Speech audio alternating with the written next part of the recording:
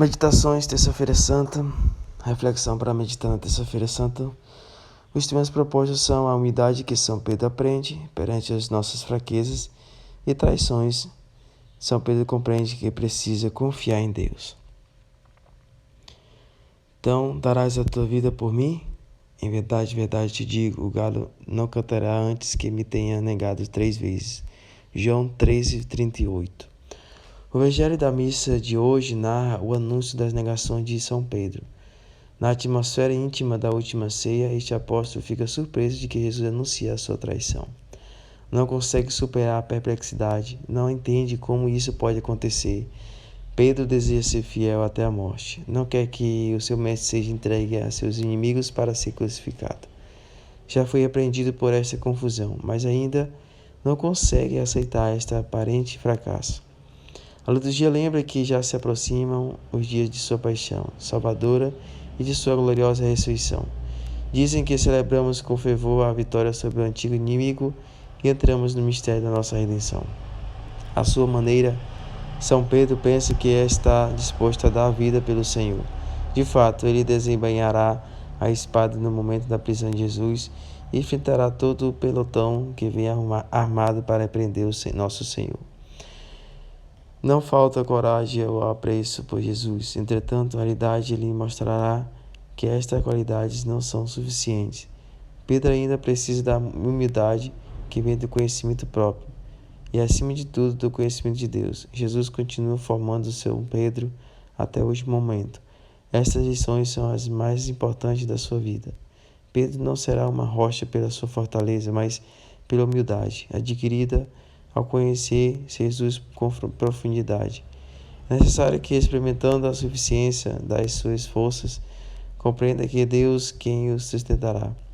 O anúncio da traição de Pedro aparece no Evangelho de hoje, junto com o anúncio da traição de Judas, e nos permite constatar a grande diferença entre as duas. Pedro colocou a sua fraqueza nas mãos de Jesus, afastou o olhar dos seus erros e das suas forças e aprendeu a confiar na bondade de Deus, nos planos de Deus, nos caminhos de Deus. Pedro não estava enganando Jesus quando lhe disse que seria fiel até a morte. O que acontecia era que contava quase exclusivamente com as suas próprias forças e se sentia capaz. Judas, por outro lado, nunca reconheceu a sua traição a Jesus.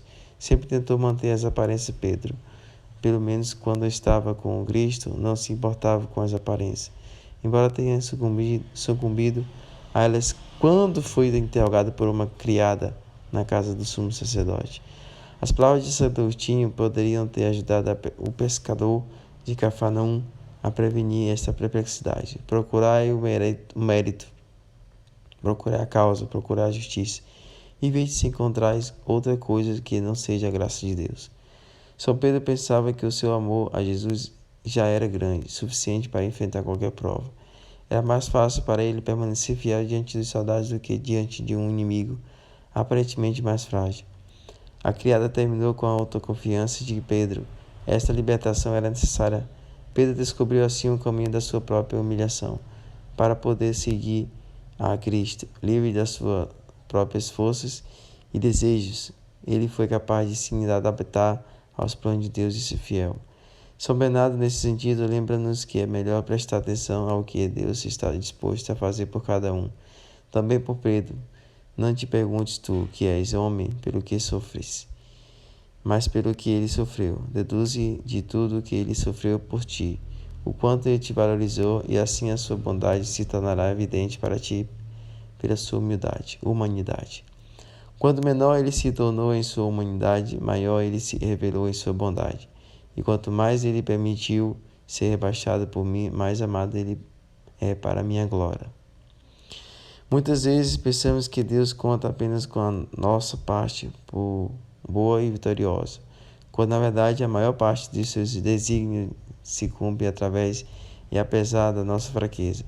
O maligno faz-nos olhar para a nossa fragilidade com um juízo negativo, ao passo que o Espírito traga a luz com ternura. A ternura é a melhor forma para tocar o que há de frágil em nós.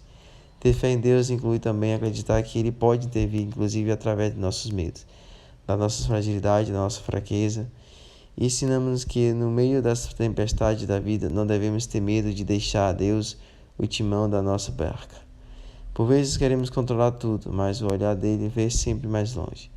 Dá-nos uma paz imensa saber que Deus quer que confiemos nele e nas coisas boas, que temos que também são dom de Deus. São Pedro também fez isso antes de nós, a nos dar exemplo, dar-nos serenidade, descobrir que podemos confiar em nossas forças e habilidades, muitas ou poucas, porque Deus dará o incremento em abundância.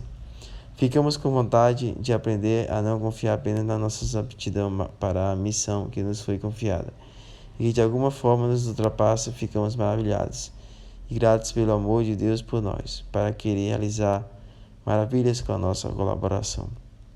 Santa Teresa de Jesus referiu-se à vida de Pedro da seguinte maneira: eu entendo muito bem que São Pedro tenha caído. O coitado do São Pedro confiava em si mesmo, em vez de confiar apenas na força de Deus. Estou certa de que se São Pedro tivesse dito humildemente a Jesus: dai-me a força para seguir-vos até a morte, ele a teria obtido imediatamente.